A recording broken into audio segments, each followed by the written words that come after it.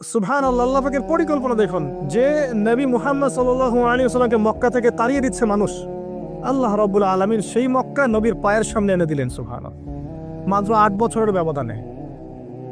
যে বদর যুদ্ধে মুসলিমদেরকে একদম নিঃশেষ করে দেওয়ার প্ল্যান করা হয়েছে, ওই বদরেই আল্লাহ রাব্বুল আলামিন আবু জেহেলের মৃত্যু লিখে রাখলেন।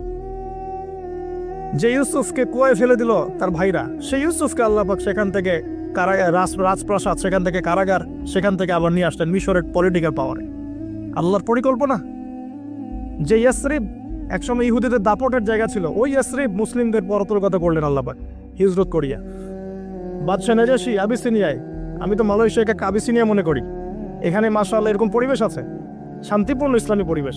বাদশাহ নাজাশীর এরকম পরিবেশ ছিল। বাদশাহ নাজাশী কিন্তু মুসলিম ছিল না, সে খ্রিস্টান ছিল। তারপরেও নবীজি বলতেন বাদশাহ নাজাশীর রাজ্যে কেউ জুলুমের শিকার হয় না। সুবহানাল্লাহ, যদিও সে মুসলিম ছিল না। ওখানে ইসলাম নিয়ে গেলেন আল্লাহ পাক, ওখান থেকে পুরো আফ্রিকা ইসলাম ছড়িয়ে পড়লো। সুবহানাল্লাহ।